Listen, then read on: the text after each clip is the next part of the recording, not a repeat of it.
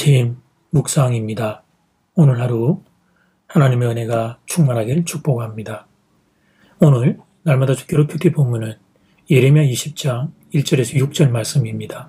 예레미야 20장 1절에서 6절 말씀의 제목은 교만한 바스울. 성전뜰에 선 예레미야가 하나님의 뜻을 외쳤습니다. 유다 백성이 고집을 부려 하나님 말씀을 듣지 않기에 예루살렘 성에 이제 심판이 임할 것이라 외쳤습니다. 예레미야는 이런 예언을 하고 싶지 않았을 것입니다. 어떤 선지자가 축복이 아니라 저주를 선포하고 싶겠습니까? 그러나 선지자란 말씀의 통로입니다. 하나님이 맡기신 말씀을 받은 대로 전하는 사람입니다. 자기 임의대로 번역할 수 없습니다. 자기의 신념을 따라 왜곡할 수 없습니다. 반역은 더욱더 있을 수 없는 일이었습니다. 백성들 눈치를 보면서 더하거나 빼거나 할 수 없었습니다. 예레미야가 전하는 예언을 제사장 바스울이 들었습니다. 그런데 예루살렘 성전을 총감독하는 제사장이었습니다.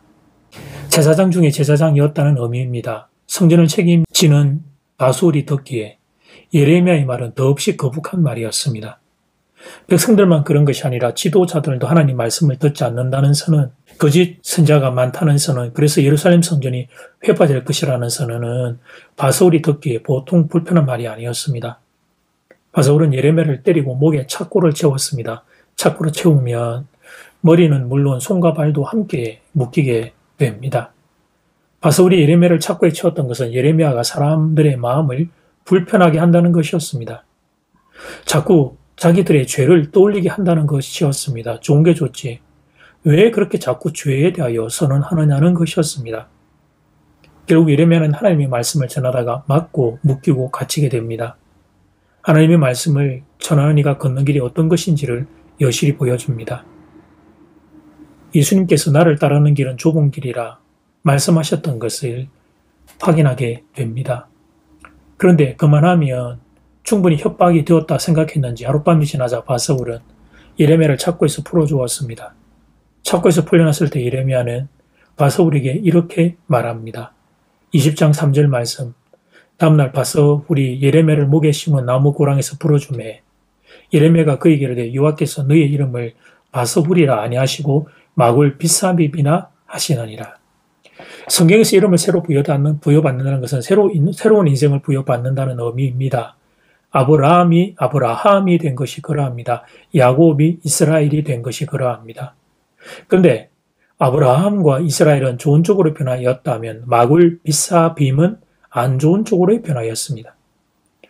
바스울은 형통하다, 즐겁다는 뜻입니다. 반면 마굴 비사빔은 사방에 두려움이 있다는 뜻입니다. 즉 사면초가라는 의미입니다.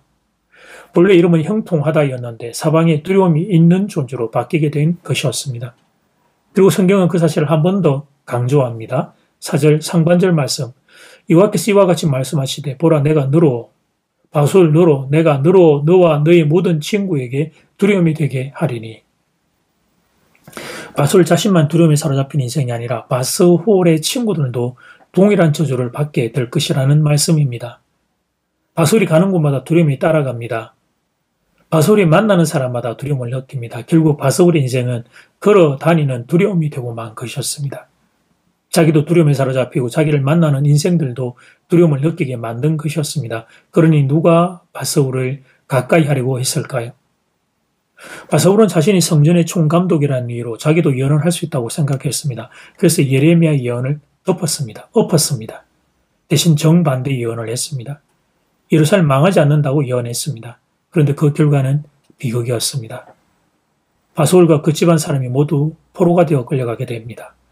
심지어 바스울의 그 예언을 들었던 친구들도 포로로 끌려가게 됩니다. 사랑하는 여러분, 교만한 바스울, 그가 저주를 받는 것은 당연한 일이지만 바스울을 통해 거짓 예언 들은 이들이 동일한 저주를 받는 것은 억울한 일이 아닐까요? 그런데 여러분 그렇지 않습니다. 거짓 선지자 바스울도 문제지만 그 거짓 예언에 귀를 기울인 인생들도 동일한 저주를 받는 것입니다. 나는 거짓 예언한 적 없습니다. 나는 다시 거짓 예언을 들은 적밖에 없습니다. 이렇게 변명할 수가 없다는 것입니다. 어떤 말씀을 들을 것인가? 예레미야의 말인가 아니면 바스홀의 말인가, 나는 누구의 말을 들을 것인가, 이 선택은 오로지 나의 몫입니다. 그리고 그 나의 선택에 대해서는 결국 내가 책임을 지게 되는 것입니다. 그럼 이 시대에 누가 예레미야의 선지자에 해당할까요? 쉬운 대답은 아닙니다. 이마에 예레미야 써서 이렇게 등장하는 것은 아니기 때문이죠. 아니, 오히려 그렇게 써서 등장하는 이들이 거짓 선지자일 가능성이 많습니다. 이 질문 앞에 한 가지 사실을 말씀드릴 수 있습니다. 그것은 우리의 죄악을 떠올리게 하는 분이 예레미야 선지자의 뒤를 따르는 분들이라는 것입니다.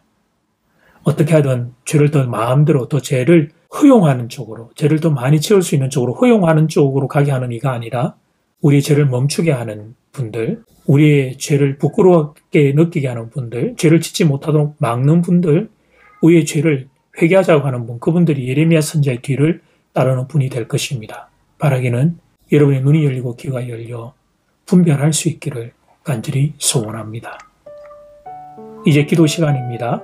받은 말씀과 개인 기도 제목을 가지고 함께 기도하는 시간입니다. 이 시간 다 함께 마음을 모아 주님 앞으로 나아가겠습니다.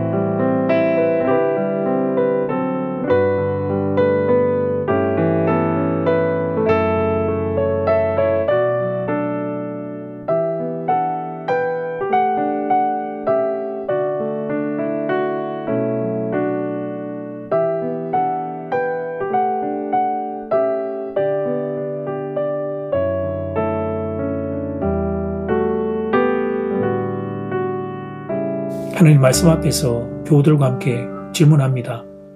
나는 누구의 말을 들을 것인가? 예레미야의 말인가? 아니면 바스홀의 말인가? 이 선택은 나의 몫이고 선택에 대한 책임도 내가 져야 된다는 것을 하나님 배우게 되었습니다. 나의 죄를 떠오르게 하고 나의 죄를 금지시키고 나와 이 땅의 죄를 인하여 하나님 앞에 회개하자 선언하는 하나님의 귀한 목회자의 말씀을 귀를 열고 들을 수 있는 하나님 우리가 되기를 원합니다. 분별의 지혜를 우리에게 허락하여 주시옵소서. 죄를 허용하고 죄를 더 자유롭게 짓게 하는 것은 하나님 바스홀의 예언인 것을 기억하고 분별하는 지혜가 사랑하는 교우들 이 땅 이 민족 가운데 있기를 간절히 소원합니다. 하나님께서 이 나라를 불쌍히 여겨 주시옵소서. 예수님 이름으로 기도드립니다. 아멘. 이제는 각자 개인적으로 기도하시면 되겠습니다. 행복한 하루 되십시오.